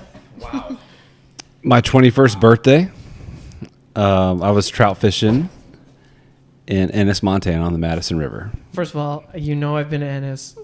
Yeah. And now I know somebody who lives I know. there. Oh, I love I know. Ennis, Montana. Friends. Everyone's got to go to Ennis, Montana. Everyone. So best fishing fishing memory. memory. Yeah. Yeah. So 21st birthday on the Madison River, I was with my dad and my grandfather. And God, this you're was such a one fly fishing guide. But anyway, go on. Yeah, well, growing up in yeah, Madison. Madison. Yeah. So it was. I think it's the last memory I have of fishing with my grandfather. He's the one that got me into it, along with my dad, and we all went our separate ways. We all caught fish, and let's meet back at the truck at 12:30. So we come back to the truck, and from a distance, my dad and I can see like a white flag, and we're like, "What's that?" And so we get close to the truck, and my grandfather's sitting there with wet clothes, and it's his cotton jockeys flying from the antenna of his old GMC Yukon or Chevy, Tahoe, whatever. And he had taken a fall, which he was bummed about because he was sort of realizing that he wasn't going to be able to wade the river too much longer. But we cracked 3 Budweisers because that's what he always had on the river. And I've got this great picture of he and I cheersing right there on the river. And that was my 21st birthday. I caught a 21-inch brown trout that day on a dry fly because that's how you catch them. That's just what you do. That's just what you do. What's such a nice memory. So that stands out. And I've got a whole lot of amazing fishing memories. I'm sure you do. And it's always there's always a knee-jerk memory though. Yeah. Mm-hmm. Right. Yeah. That's it. That's a really sweet moment in time there. Yep. Madison River with your grandpa. Little Budweiser. Yeah. That's good. That's good shit. Joe. So, my favorite memory actively fishing or my favorite memory? It's your favorite fishing memory. It could be like I don't know. It could be like we're coming home from fishing in the Texas inshore with these guys from Toronto, and you ran out of gas, and we had to tow you. And then Mitch dropped the sunglasses in the water, and then he had to get them out of the water. Dance party. And we were blasting apple bottom jeans, and all the people at the dock were looking at us weird. That might have been it. This might have set the bar today pretty high. I don't know. I'm torn, man. I mean, my memories just start to run wild when I try to answer that question. I've had some incredible memories with my dad and both my grandpas, and I like that you guys go for the feels. Yeah, it goes way back in my family. We have feelings. I had a great grandpa as a commercial fisherman, and uncle was a commercial fisherman, and grandpa that was avid bass fisherman, other grandpa was an avid bill fisherman. So I don't know, I've been very fortunate to spend a lot of time with people that are very passionate about this. And I will say though, family aside, those are my most pronounced memories. Those are my loved ones, and they're the people that have influenced me the most. But there's one memory that stands out to me, and it's when Flip Pallet reached out to me to come out to this place here, this little boutique fishing lodge. I'd like to say, what were we talking about earlier? My dad's side of the family's from Bradenton, Florida, and they have these T-shirts out in Anna Marie Island that say, a quaint drinking village with a small fishing problem, something of that like. I like that. Yeah, it's pretty cool. So, this is a boutique fishing lodge with a quaint fishing problem. a boutique fishing lodge with a quaint eating problem and a small fishing problem, something like that. Anyway, I have too many beers. No, I got a phone call, and I talked to Flip Pallet on the phone that he wanted to come out here and potentially host a trip to this place. And I remember getting off the phone and shaking. I was borderline hyperventilating. My wife looked at me and she's like, "Honey, are you okay?" I said, Nope, not at all. And that was after talking to him for 45 minutes. My immediate reaction to him, knee-jerk reaction, was, "Yeah, I'd love to talk to you about this concept of hosting a trip here, but can I have your phone number? Let's talk on the phone. I don't want to do it over text." Yeah. I'm just on the outside edge of being a millennial, so I don't want to. Sorry, guys. I was like, I'm going to talk to him on the phone one way or another. I don't care if he comes out here or not, just so I can talk to him and hear his voice. Does he sound the way he does on TV? No, anyway, after Flip came out and we had this event in the spring, it was incredible, and I got a chance to push him on the skiff, and he got up on the polling tower and pushed me for a little bit, and my heart missed a lot of beats that day. It was like nothing short of spectacular. We had a similar day on that. You met a hero. I met a hero and somebody that like I grew up idolizing for my entire life, and it's one connection away from another person I've idolized my entire life, Jose Wahebe, who was, now I've learned, like his estranged son. And so he and his wife Diane, both their estranged son, which is really cool. So I don't know, having that moment on the skiff that day with Flip and him talking about Lefty Cray, and we choked up a lot. I mean, we shed tears together. We had moments where Flip was cursing at Texas Redfish, just, you know, for just the like same me. reasons Yeah, we all same. did today.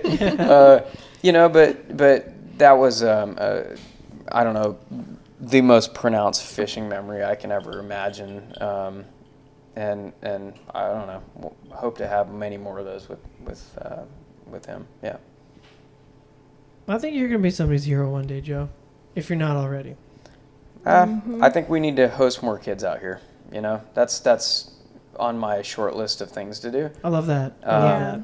You know, because everybody idolizes somebody, right? And so, like, I grew up idolizing people. Matt grew up idolizing people. We all did. Yeah, you for guys sure. did. So I think, you know, I've had a few occasions out here where, you know, close friends have brought kids on the skiff, or in the case of my good friend Chuck Holloway, he had his 4-year-old son on the skiff for a tournament for an entire day. I feel like it's in our DNA to do, you know, more outings with kids on the water and try to motivate kids to get into the sport at an earlier age, because we all were very fortunate to have those experiences, and here we are. But I think that that's just on my short list of things to do. I think there's going to be a lot more kids coming out here. You know, we'll get chaperones. We'll do some fly fishing events out here and try to cultivate their passion for this stuff at a very young age. You know. That's rad. Yeah. Yeah. My turn. Yeah. Oof, those are hard ones to follow. I think the one that stands out to me, like that jumps out the hardest, is earlier this summer I was muskie fishing, and I ended up staying an extra day, and I had to work that day. Ended up staying an extra day, and we got up super early, launched the boat at like 4:45. We're fishing From around. muskie? Yeah, it was weird. It was like a weird stormy weekend too. Okay. So we launched the boat, and then we're fishing, and we moved a lot of fish that morning actually. And right around like 5:30, I had to be in my truck by 6 to make it back to work by 9.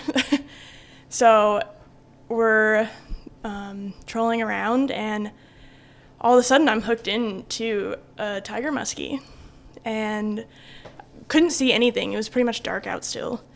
So just fighting it and getting it in to the side of the boat. We didn't have a net, but we had the little like grabber plier things out to grab it. And Oh yeah, like that. it like like a lipper, not a boga grip, but like something else. And we had that out, and I had this fish on, and I could see it, and it was at the side of the boat, and it was leadered and everything, and I think I put too much pressure on it. Like, it tried to run, and I think I like did something to it, but I also just think that it spit the hook like at my feet. Yeah, you caught that fish. Yeah, I think so. That's what everyone says. That counts. The fish was caught. But I And literally it was a tiger muskie of all things. in Montana. We bow down to the Lord, Chloe. But I Yeah, that watched. a tiger muskie in Montana. That is a thing. Yeah. That's wild. Impressive. Well, I watched that fish swim off into the darkness, and I like swear to God, I like blacked out. Well, it was like You just every woke up at work. well, it was like every emotion like went with the fish, like all the stress I had or all the like whatever was going on was like with the fish. Oh. And then they dropped me off at my truck, and I got in the car and I started bawling. Like as soon as I shut my truck door, I couldn't stop crying. Really? Yeah, I don't know why. Because there's not many anglers in the world that have caught a tiger muskie on the fly rod. Yeah. That's Thanks. In Montana. insanity. Especially in Montana. Yeah. But that's a. Yeah. It was cool, and I It was had to drive cathartic. home. It it was like- super cathartic. It was Yeah. like insane, and I'd always do this thing where I try to navigate without like Google Maps or whatever. And so I was trying to find my way home, and I was in the middle of nowhere, and I was crying, and I kept taking wrong turns and ending up on like these ranches, and I was like, fuck, I gotta get my shit together right now or I'm gonna run out of gas and be late for work.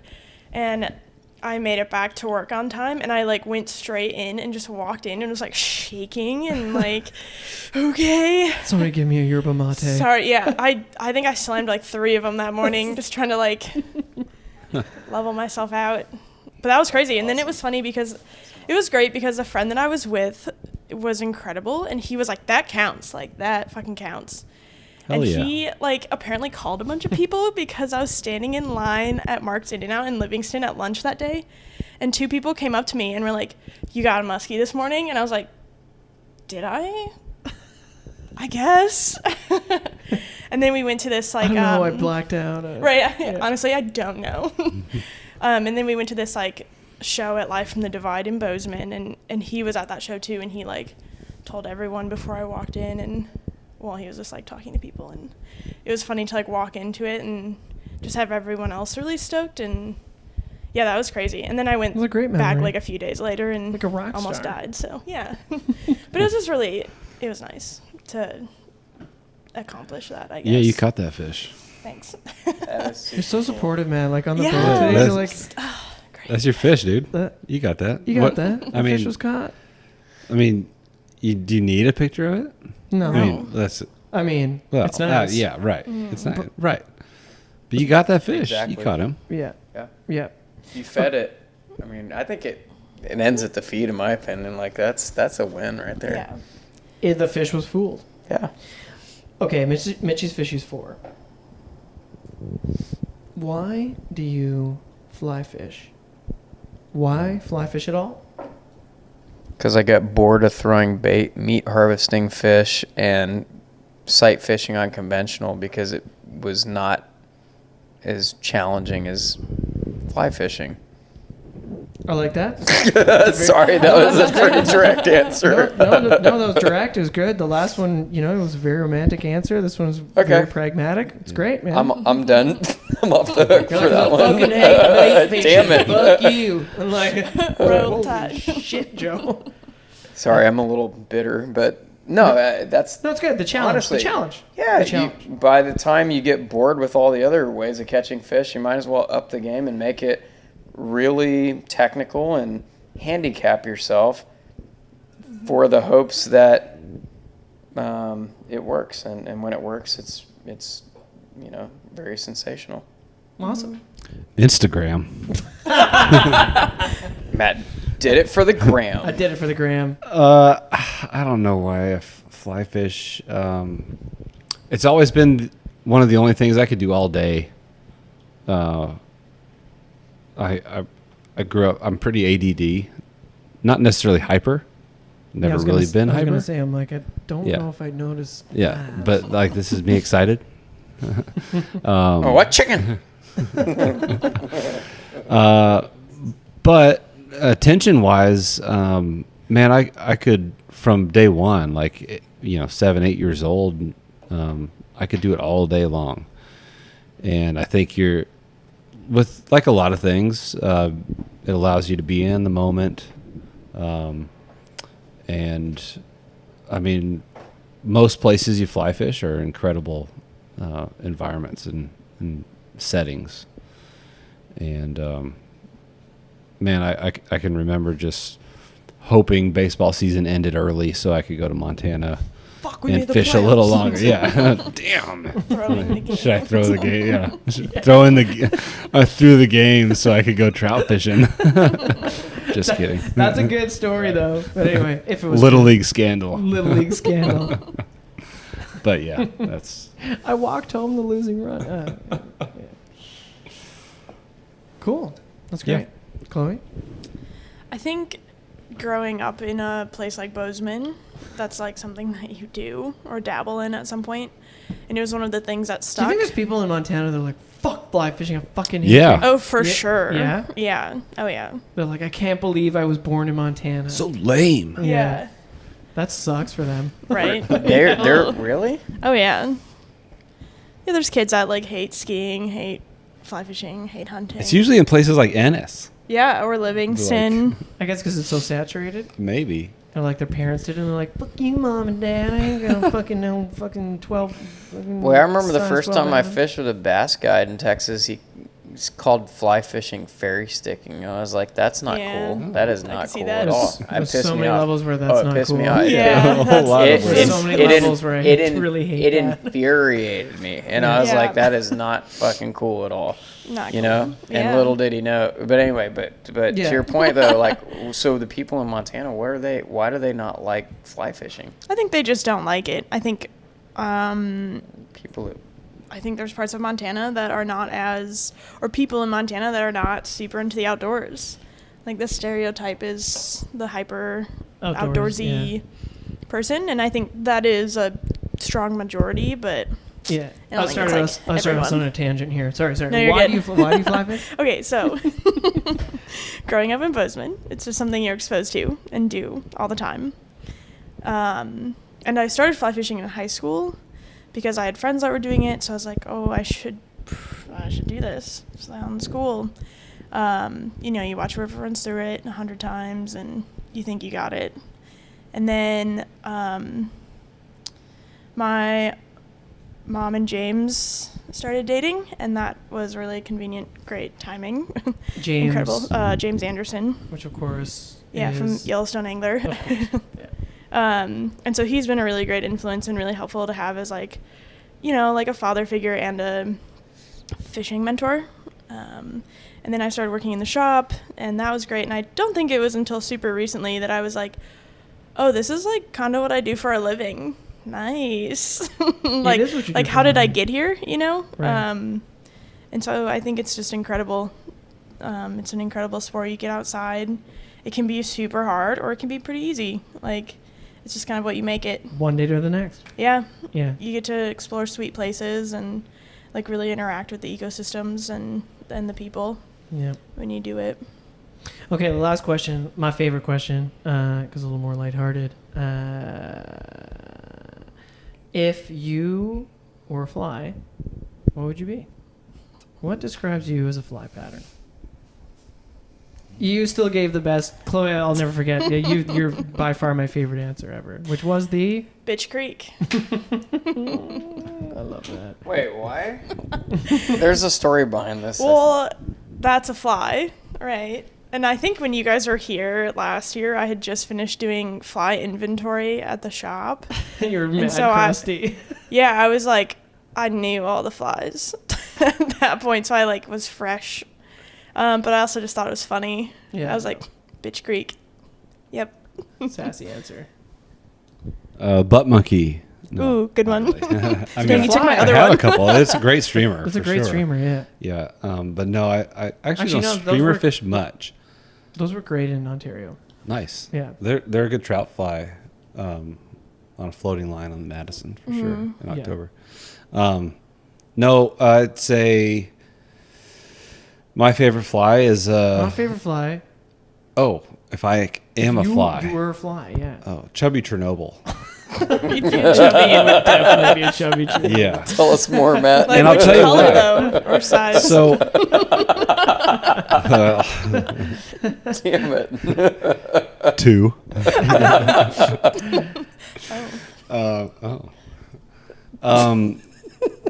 From the fourth, late June through September, I pretty much That's when you shine. always fish one. Right. And I've also caught maybe obscure species on chubby Chernobyl, Like what?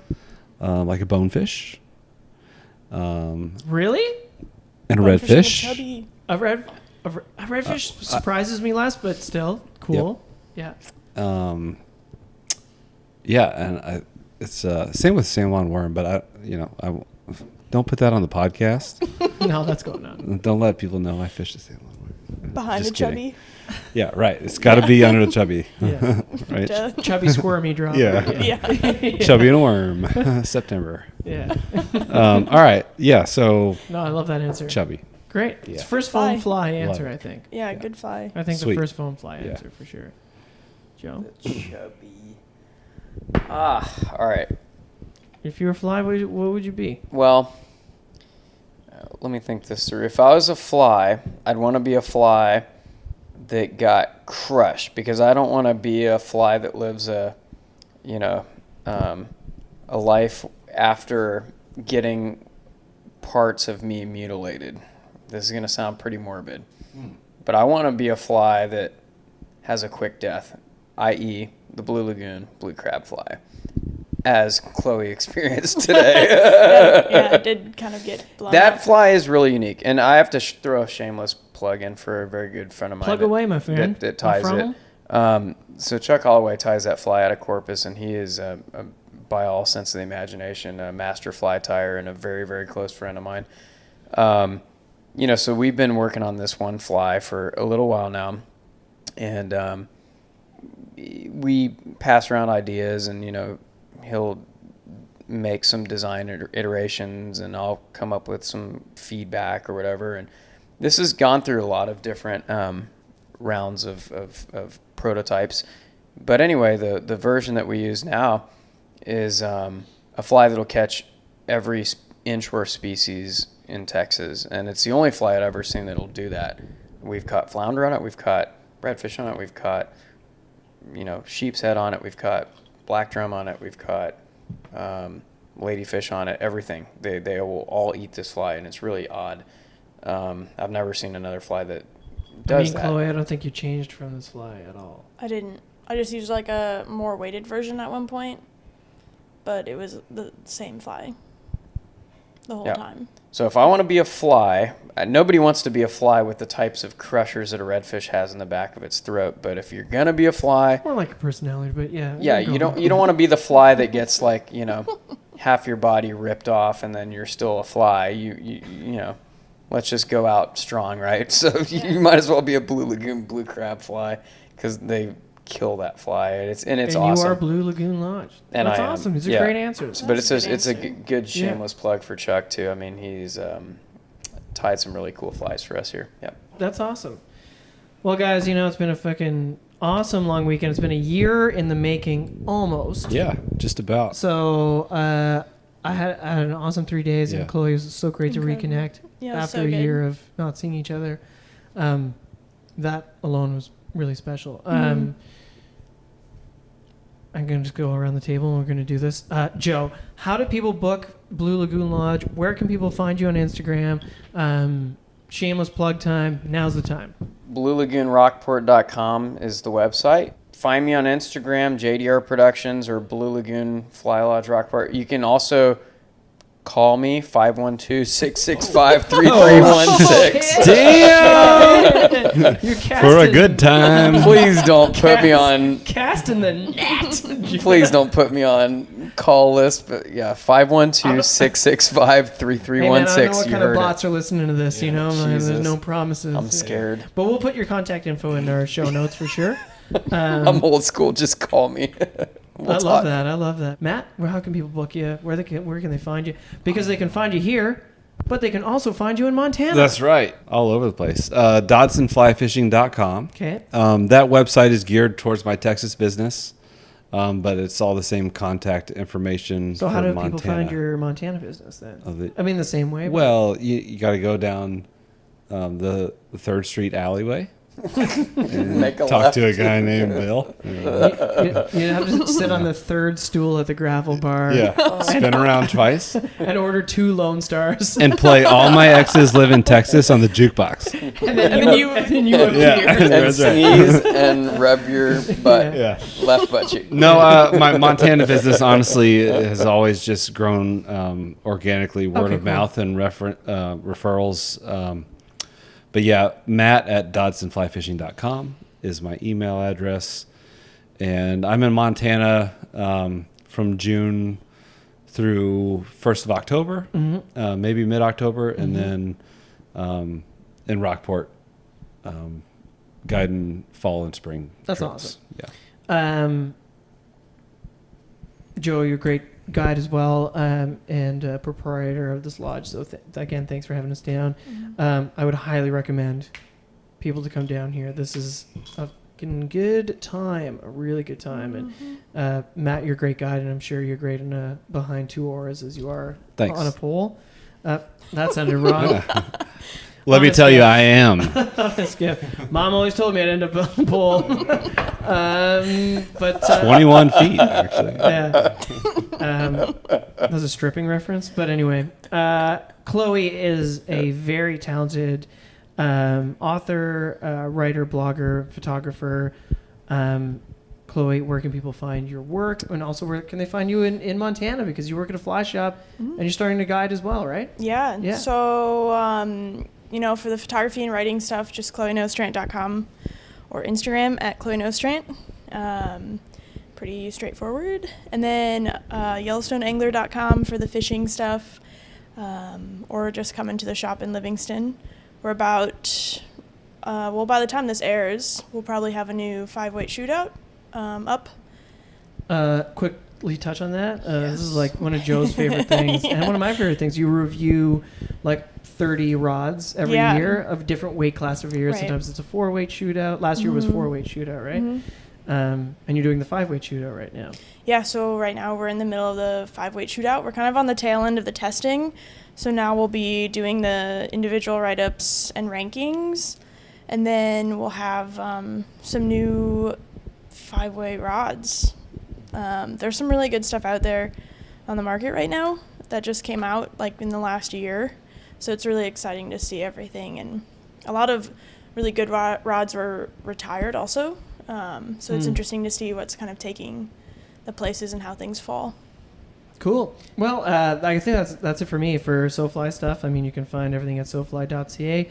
We're going to have pictures. We're going to have some videos from this trip coming up shortly. Again, I wanted to give a big shout out to, of course, everybody in this room. Chloe, thanks for coming down. Chloe's been working on some articles about this trip. Matt, thanks for contacting us and having us down. Yeah, man. Joe, thanks for being a fantastic host. Your lodge is amazing. And I think it's a great... I love that you called it a lodge. It's not what you think about when you hear the word lodge.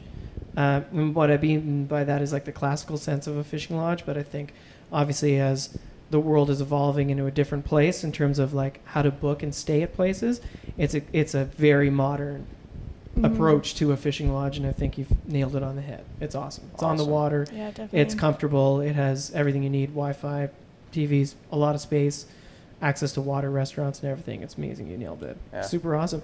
I do want to thank out, and he's passed out on the couch right now, and I can look at him kind of. Joel works his ass off. He's been on a few trips now with us, and he produces some amazing photos. And we got him on some redfish. You guys got him on some redfish, and I do want to shout out Joel. Again, you can find our stuff at SoFly.ca. We're at the SoFly Crew on Instagram, and we're on iTunes. We're on Spotify. Rate us, please. God, rate us. No, I'm kidding. We've been getting a lot of ratings lately, and that's great. It helps us out. Any questions, comments, and concerns, we're the SoFlyCrew@gmail.com, or ideas. I mean, we're up for any random idea, and getting random emails like yours, Matt. Yeah, was how amazing things happen. And thank you for coming out. It means a lot. Pleasure's all ours. All y'all are extremely talented in what you do. Oh me. That's my new favorite saying. Yeah. Me. And I'm just stoked to be like real life friends now, because I feel like we've been friends for a long time. Yeah. Listening to your podcast and communicating via email, and I'm psyched to have a bunch of new fishing buddies. Same. So. It's going to be awesome to roll up in Montana with two. Yeah. Super exciting. Oh, man. Yeah. Party time. Awesome. And now we've got Roll Tide. Roll Tide. We've got 2 Texas friends. Anyway, thanks, everybody. Thanks, everybody, for listening. Thank you, Joe. Thank you.